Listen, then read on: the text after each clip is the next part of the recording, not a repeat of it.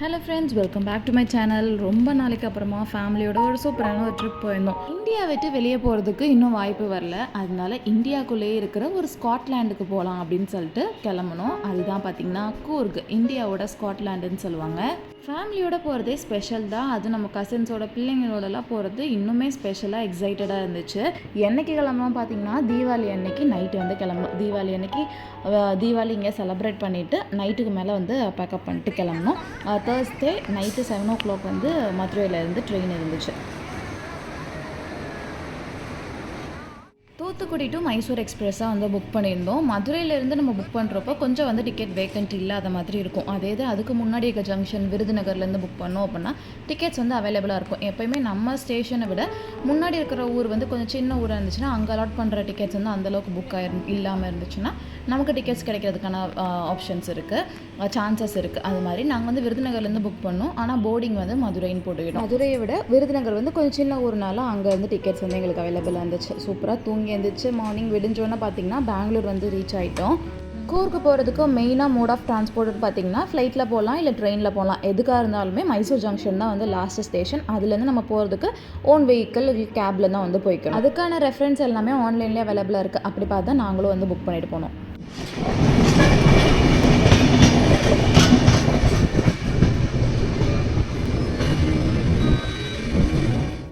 என்னதான் நம்ம ரிசர்வ்டு புக்குடுன்னு போனாலுமே பெங்களூர் தாண்டினோன்னா அது வந்து ஒரு லோக்கல் ட்ரெயினாகவே மாறிடுது. பெங்களூர்லேருந்து அவ்வளோ பீப்புள் வந்து ஏறி மைசூரில் போய் வந்து இறங்குறாங்க. அதனால நம்ம புக்குடு இருந்தாலுமே ரிசர்வ்டுன்னு இருந்தாலுமே தள்ளி உட்காருங்கன்னு சொல்லிட்டு பயங்கர ரஷ்ஷாக தான் ஆயிடுச்சு. அப்படி தான் வந்து மைசூர் வரைக்கும் ஒரு 2.5 hours ஜேர்னி வந்து கொஞ்சம் கஷ்டமாக தான் போச்சு. கிட்ஸ்க்கு மட்டும் பிரேக்ஃபாஸ்ட்டு ட்ரெயின்லேயே வாங்கி ஊட்டிட்டு நம்மளோட மைசூர் ஜங்ஷன் வந்து ரீச் ஆயாச்சு. கரெக்டாக வந்து ஒரு 10:15 ட்ரெயின் வந்து மைசூர் ஜங்ஷன் ரீச் ஆயாச்சு. எங்களோட ஃபேமிலியில் ஒரு பார்ட் ஆஃப் த ஃபேமிலி ஒரு கோச்சில் இருந்தோம், இன்னும் பாதி பேர் வேறு கோச்சில் இருந்தாங்க. அதனால வெயிட் பண்ணிவிட்டு எல்லாருமா சேர்ந்து கேபுக்கு வந்தாச்சு.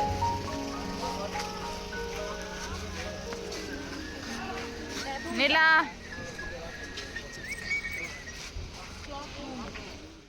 ஆன் தி வேலையே ஒரு ரெஸ்டாரண்ட்டில் பிரேக்ஃபாஸ்ட் வாங்கிட்டு போயிடலான்னு சொல்லிட்டு இந்த ஆஷிர்வாத் கிராண்டுன்னு சொல்லிட்டு ஒரு ரெஸ்டாரண்ட் இருந்துச்சு. அங்கே இது வந்து நம்ம கேப் டிரைவர் வந்து சஜஸ்ட் பண்ணது தான். அங்கே வந்து பிரேக்ஃபாஸ்ட் எல்லாம் வாங்கிட்டு கொஞ்சம் காஃபி டீ எல்லாம் குடிச்சிட்டு நம்மளோட ட்ரிப்பை வந்து ஸ்டார்ட் பண்ணியாச்சு. மைசூர் டு கூர்க் வந்து ஒரு 2.5 hours ட்ராவல் பண்ணி ரிசார்ட்டுக்கு வந்தாச்சு. கூர்கில் வந்து முக்கியமாக 2 பிளேசஸ் வந்து சொல்லுவாங்க, மடிக்கேரி அண்ட் குஷல் நகர்னு சொல்லிட்டு. குஷல் நகர்லேயும் நிறைய ரிசார்ட்ஸ் அண்ட் ஹோட்டல்ஸ் எல்லாமே இருக்கும். மடிக்கேரியிலையும் வந்து கொஞ்சம் சிட்டி மாதிரி, மெயினான கூர்க் சிட்டி மாதிரி அங்கேயுமே நிறைய ரிசார்ட்ஸ் இருக்கும். நம்ம 2 பிளேஸில் எங்கே வேணாலும் வந்து நம்ம ரிசார்ட்ஸ் வந்து புக் பண்ணிக்கலாம். நாங்கள் வந்து குஷல் நகர்லேயே வந்து புக் பண்ணியிருந்தோம்.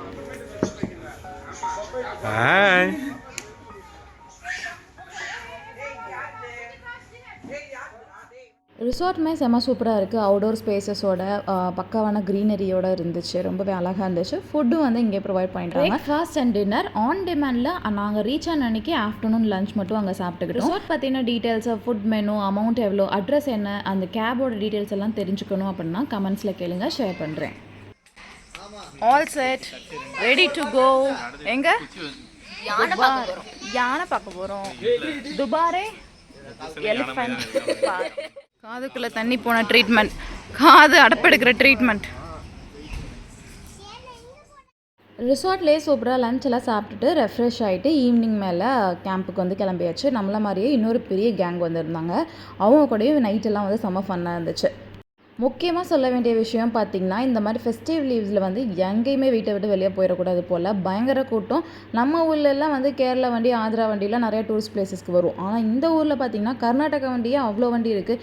ஏன்டா உள்ளூரில் இருந்துட்டு நீங்களுமா அந்த லீவ் அப்போ இந்த இதெல்லாம் வந்து சுற்றி பார்க்குறீங்க அப்படிங்கிற மாதிரியே இருந்துச்சு.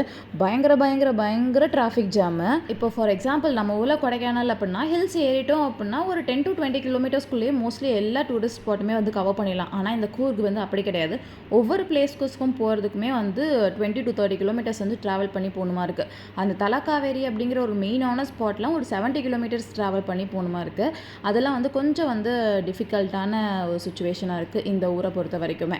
அது இல்லாமல் டிராஃபிக் வேறு இருக்கா, அதனால் எல்லா இடத்துக்கும் போகிறதுக்கே வந்து அவ்வளோ கஷ்டமாக இருந்துச்சு.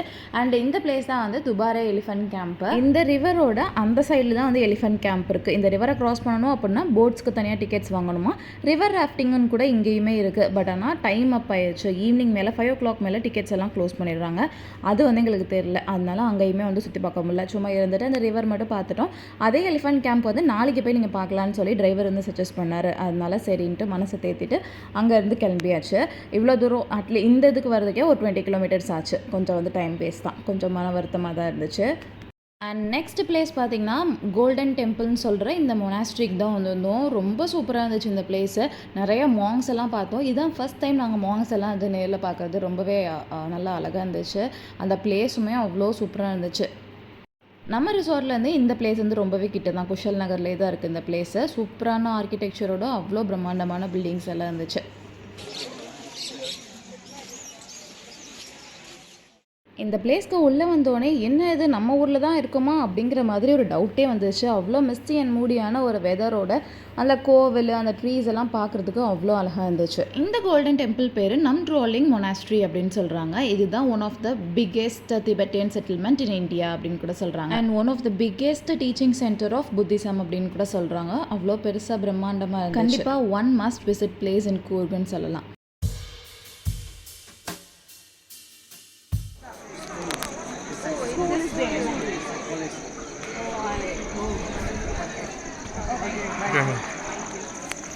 என்ன சொன்னாங்க? அவங்க ஸ்கூலு காலேஜ்லாம் இங்கே இருக்கான். சிக்கிம் நேபாளிலேருந்து இங்கே வந்து படிச்சுட்டு இருக்காங்க.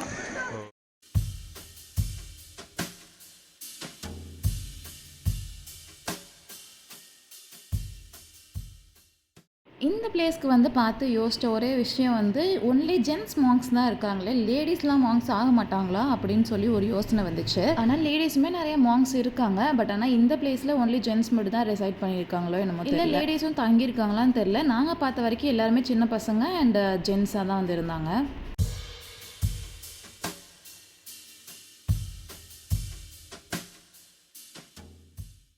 ஒரு பெர்மிசஸ்குள்ளேயே வந்து 2-3 சின்ன சின்ன டெம்பிள்ஸ் மாதிரி இருந்துச்சு. நான் காமிக்கிற ஒவ்வொரு பில்டிங்கும் தனித்தனியாக ஒரு டெம்பிள் மாதிரி இருந்துச்சு. அங்கே ஒவ்வொன்றுக்கும் செப்பரேட்டாக அந்த மாதிரி கோபுரம் மாதிரி இருந்துச்சு, சாமி சிலை இருந்துச்சு. ஆனால் எதுவுமே நமக்கு வந்து என்னென்ன யாருன்னுலாம் தெரில. ஒருவேளை அதை பற்றி நிறையா படிச்சுட்டு தெரிஞ்சுட்டு வந்து போயிருந்தோம் அப்படின்னா இது இவங்க அப்படின்னு சொல்லி நம்ம நல்லா வந்து கவனித்து பார்த்துருந்துருக்கலாம். நாங்கள் சும்மா வந்து இந்த பெயிண்டிங்ஸு ஸ்கல்ப்சர்லாம் வந்து வேடிக்கை மட்டும் பார்த்துட்டு வந்தாச்சு.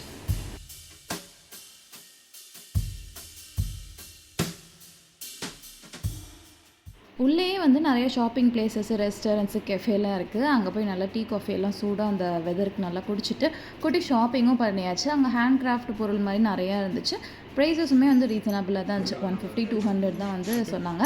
இந்த key chain brass, copper, silver எல்லாத்துலேயுமே இருந்துச்சு. ரொம்ப அழகாக இருந்துச்சு. இதில் ஒரு கீ செயின் வந்து நாங்கள் வாங்கியிருந்தோம். அண்ட் ஒரு ஃப்ரிட்ஜ் மேக்னெட் கூட வாங்கிட்டு அங்கேருந்து கிளம்பியாச்சு. பார்த்திங்கன்னா ரிசார்ட்டுக்கு வந்தாச்சு. நைட்டு வியூ செம்மையாக இருந்துச்சு. ரிசார்ட்டு நல்லா லைட்டிங்ஸ் எல்லாம் போட்டு பஃபே வந்து ரெடி ஆகிடுச்சு. 8 o'clock ஆகிடுச்சு. நாங்கள் போய் வந்து டின்னர் சாப்பிட ஆரம்பிச்சிட்டோம்.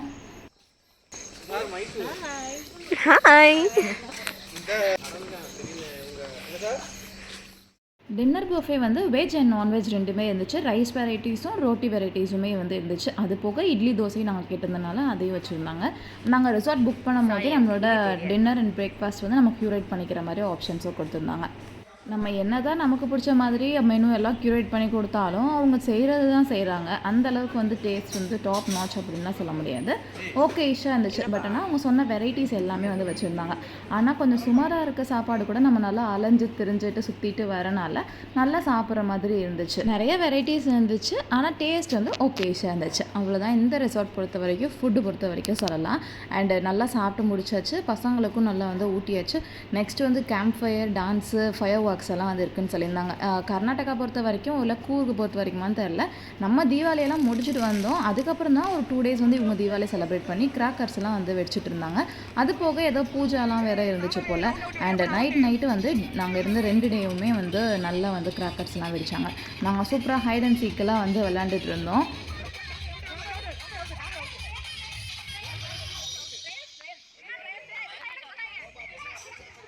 நான் ஃபஸ்ட்டே சொன்ன மாதிரி நம்மளை மாதிரி இன்னொரு பெரிய கேங் வந்திருந்தாங்க. அரௌண்ட் 50 பீப்புள் கிட்ட இருப்பாங்க. அவங்களும் நம்ம வந்து கண்ணாமூச்சி விளையாண்டுட்டு இருக்கிறத பார்த்துட்டு நாங்களும் வந்து ஜாயின் பண்ணிக்கிறோம்னு சொல்லிட்டு ஒரு ஆளாக வந்துட்டு கடைசியில் கண்ணாமூச்சி மியூசிக்கல் சேரில் போய் முடிஞ்சிச்சு. ஏன்னா அவ்வளோ கூட்டம் வந்துருச்சு. நல்லா சூப்பராக வந்து ஃபன் கேம்ஸு, கேம்ப் ஃபயர் எல்லாம் வச்சு பார்த்துட்டு நல்லா டான்ஸ்லாம் ஆடிட்டு சின்ன பசங்கள்லேருந்து பெரியவங்க வரைக்கும் அவ்வளோ என்ஜாய் பண்ணாங்க. அண்ட் அவ்வளோதான், இதெல்லாம் தான் டே 1 ஆஃப் த ட்ரிப்பில் வந்து கவர் பண்ணியிருந்தோம். நெக்ஸ்ட் vlogsல என்னென்னலாம் பிளேசஸ் போனோம், எப்படிலாம் வந்து எக்ஸ்பீரியன்ஸ் பண்ணோன்றதை ஷேர் பண்ணுறேன். இந்த வீடியோ உங்கள் எல்லாருக்கும் பிடிச்சிருக்கும், யூஸ்ஃபுல்லாக இருந்திருக்கும்னு நினைக்கிறேன். ஸோ தேங்க்ஸ் ஃபார் வாட்சிங். பாய்.